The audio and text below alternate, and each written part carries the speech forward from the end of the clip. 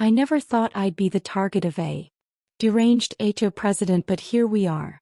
My name is Michael, and until 6 months ago I was living peacefully in my downtown apartment, focusing on my remote software engineering job and enjoying city life. That all changed when my uncle passed away and left me his house in the Pine Crest Estates community. It was a beautiful property, 3 bedrooms, a spacious yard, and quiet streets lined with mature oak trees. The only downside, the homeowners association run by a woman named Deborah Wilkins. From the moment I moved in, something about me rubbed Deborah the wrong way. Maybe it was my age. At 32 I was significantly younger than most residents. Maybe it was the fact that I drove a slightly beat-up Honda rather than the luxury vehicles that populated most driveways, or maybe it was simply that I hadn't earned my place in her precious community through the traditional means of a hefty mortgage and country club membership. Whatever her reasons, Deborah made it clear that I was an unwelcome addition to Pine Crest Estates. The first interaction I had with her was during my moving day. I was unloading boxes from a rental truck when she marched up my driveway in her crisp beige pantsuit, pearl necklace bouncing with each determined step. "Excuse me," she said, not bothering to introduce herself. "Moving trucks are only permitted between 9 a.m. and 4 p.m. on weekdays." I glanced at my watch. It was 4:30 on a Saturday. Before I could respond, she thrust a copy of the HOA bylaws into my hands. Page 177, section 4, paragraph 2. "I suggest you familiarize yourself with our rules before you continue to violate them." I took a deep breath and smiled politely. "I'm Michael Bennett. Nice to meet you too. I'm Robert Bennett's nephew." This was his house. Her expression flickered briefly at the mention of my uncle, who I later learned had been well respected in the community. "I'll make sure to review all the regulations, but I really need to finish unloading today. The truck is due back by 7. Deborah's thin lips pressed into an even thinner line. "Rules are rules, Mr. Bennett. I'll overlook at this once since you're new, but the HOA takes violations very seriously." With that, she pivoted on her heel and strode away, already pulling out her phone to make what I assumed was an important call about the neighborhood hoodlum who dared to move in on a Saturday afternoon. Little did I know that this encounter was just the opening salvo in what would become an increasingly hostile campaign against me. Over the next few weeks, I received violation notices for the most trivial issues. My garbage can remained at the curb for 45 minutes after collection. My grass was half an inch too tall according to someone's mysterious measuring system, and apparently the bird feeder I hung in my backyard was non-conforming wildlife accommodation equipment. I handled each notice with polite clients not wanting to rock the boat in my new community. When I received an official letter about my garbage can, I made sure to wheel it back immediately after the truck passed. When the grass complaint arrived, I hired a weekly lawn service approved by the HOA, and reluctantly I removed the bird feeder, disappointing the family of cardinals that had discovered it. Throughout it all, I maintained a courteous demeanor, even when Deborah herself would slow her silver Mercedes to a crawl when passing my house. Clearly inspected for any new violations. Things escalated about 2 months after I moved, and I decided to repaint my home office, which faced the street. The previous color was a dingy beige that made the room feel like a doctor's waiting room.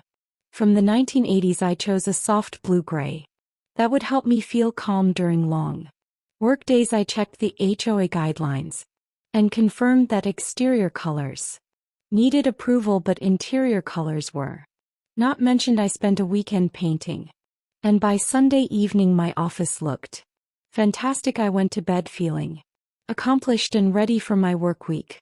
Monday morning I was on a video call with clients when the doorbell rang, incessantly apologizing to my colleagues. I stepped away to answer it. There stood Deborah, arms crossed and face flushed. Your window is visible from the street.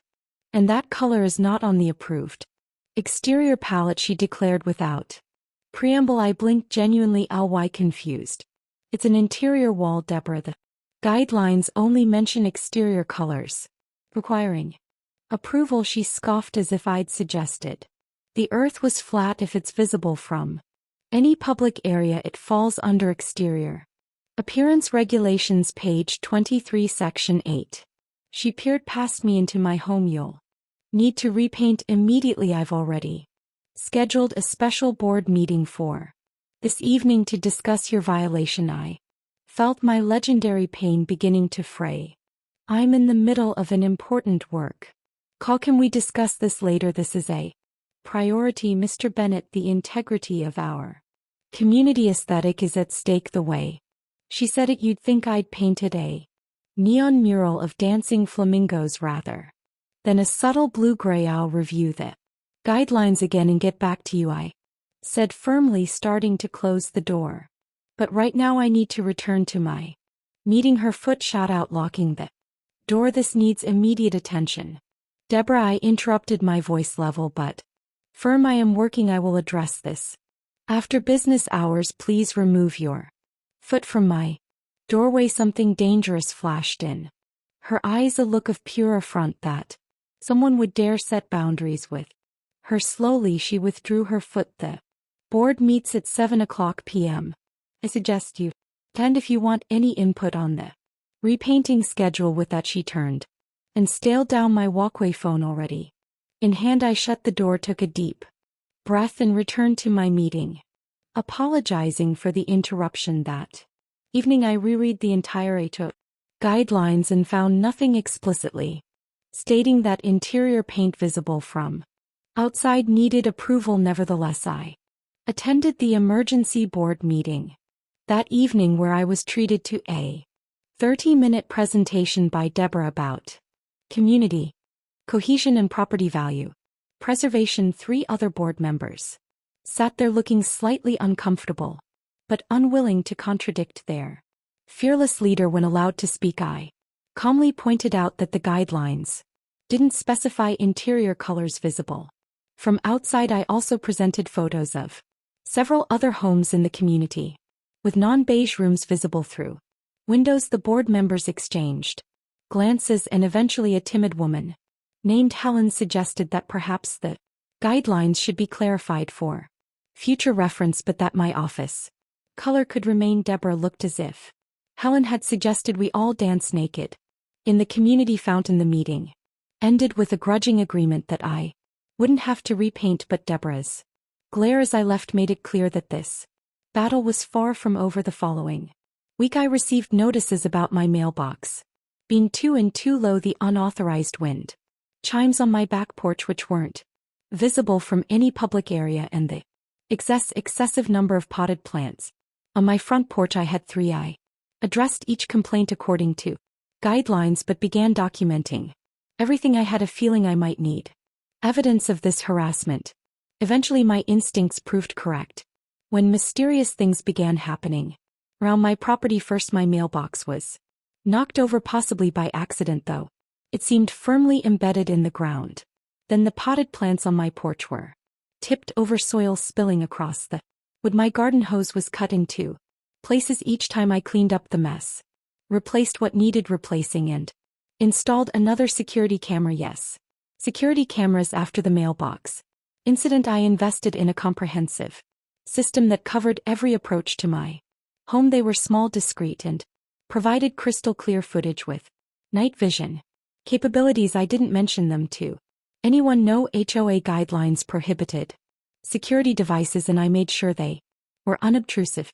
Each new incident was captured from multiple angles, though the perpetrator remained just out of frame or hidden by hoodies and hats. About 4 months after moving in, I returned home from a grocery run to find my front window shattered.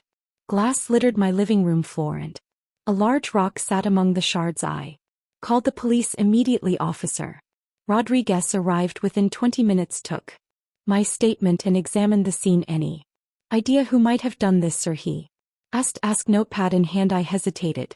I've had some issues with the HOA President, but I have no proof sheet. Escalate to property damage officer. Rodriguez raised an eyebrow. HOA disputes can get nasty. We see it more often than you think. He glanced around. Any security cameras? I nodded. Several. I'll review the footage and forward anything relevant. After he left, I swept up the glass, covered the window with plywood, and sat down at my computer. The footage was illuminating at 2:15 p.m. while I was at the grocery store. A figure in a beige pantsuit and sunglasses had walked purposefully up my driveway, looked around furtively, then hurled a rock through my front window before hurrying away toward surprise, Deborah's house 3 doors down. I forwarded the footage to Officer Rodriguez with a detailed email. Then I did something that might seem surprise. You are rising. I waited. I didn't confront Deborah. I didn't tell any neighbors. I simply had the window replaced and went about my business as if nothing had happened. 2 weeks later it happened again. This time it was my kitchen window. While I was out for a morning run, same mo rock through window, same beige suited figure, same hasty retreat toward Deborah's house. I called Officer Rodriguez directly this time and sent him the new footage again. I quietly replaced the window and waited. The third time was the charm. It was a Tuesday evening and I was supposedly at a neighborhood association meeting, not the HOA but a more informal community group. I had made a point of telling several chatty neighbors I'd be attending. In reality, I parked a few blocks away, walked back through a wooded area behind my house and entered through my back door. I sat in my darkened kitchen, monitoring my security feeds. Sure enough, at 7:25 p.m. Deborah appeared at the edge of my property. This time she carried a small bag from which she removed not 1 but 3 rocks of varying sizes as she wound up for the first throw, aiming at my newly replaced kitchen window. I stepped outside, phone in hand, already on the line with 911. "Good evening, Deborah," I called calmly. She froze mid-throw, the rock still gripped in her manicured hand. "Michael, I was just preparing to vandalize my home for the 3rd time." I asked, my voice steady. "The dispatcher would like to know if we need officers to respond immediately or if you'll wait peacefully until they arrive." Her face contorted with rage and disbelief. "You have no proof of anything?" I smiled slightly. 6 security cameras suggest otherwise, plus the matching footage from the previous 2 incidents. The officers are particularly interested in the pattern of behavior, as if on cue. Police lights appeared at the end of the street. Deborah dropped the rocks and made a move as if to flee. "I wouldn't," I advised. "Fleeing the scene would just add to the charges." Officer Rodriguez was among the responding officers. After reviewing my security footage on site and taking Deborah's bitter statement, in which she somehow tried to frame her actions as community protection, she was handcuffed and placed in a police car. The neighbors, many returning from the same meeting I was supposedly attending, gathered in small clusters, watching the spectacle with wide eyes and urgent whispers. As Deborah was being driven away, Helen from the board hurried over to me. "Michael, I'm so sorry. We had no idea she was doing this." "Didn't you?" I asked mildly. "She's been openly hostile since I moved in. The board has approved every punitive measure she suggested for my or invented infractions." "At what point did anyone consider that her behavior might be problematic?" Helen had the grace to look ashamed. "You're right. We've all been too afraid of getting on her bad side.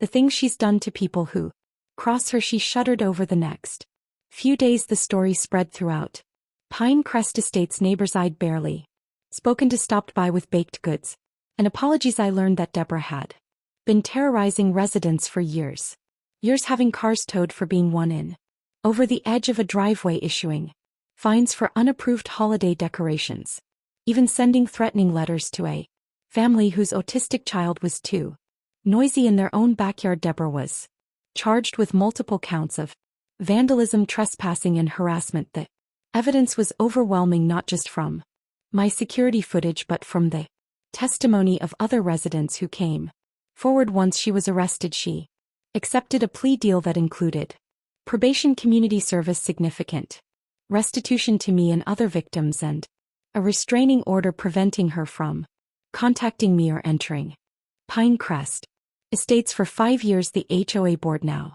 led by Helen, underwent a complete restructuring. The draconian rules were Revised a more transparent violation. Process was implemented and community input was actively sought for all major decisions. The tension that had permeated the neighborhood lifted and people actually began socializing with their neighbors instead of reporting them as. For me, I repainted my office a slightly brighter blue, hung up my bird feeder and added 2 more excessive plants to my front porch. 6 months after the arrest, Pine Crest Estates held its first community block party in over a decade. I brought homemade salsa and chips as I chatted with neighbors who had become friends. Helen approached with a glass of lemonade. She said Deborah always claimed she was protecting property values with all her rules and enforcement. Ironically, since she's been gone and we've created a more welcoming community, home prices have actually increased. Turns out people are willing to pay more to live somewhere they won't be terrorized by their neighbors. Who would have thought? I smiled, looking around at the laughing children, the relaxed adults, and the general atmosphere of goodwill. Sometimes the best security isn't cameras or rules, I replied. It's a community where people actually care about each other. Helen raised her glass. 2 security cameras anyway. Without them, we might never have known what was happening. I clinked my glass against hers, and to Deborah, in a way, without her, we might never have learned how much better things could be. We laughed and I joined a group of neighbors discussing plans for a community garden in the previously unused HOA land behind my house. As the sun set over Pine Crest Estates, I felt truly at home for the first time since moving in. Sometimes the most satisfying revenge isn't getting someone punished, it's creating something better from the chaos they caused. Though I have to admit, the security camera footage of Deborah's face when she realized she'd been caught, that was pretty satisfying too.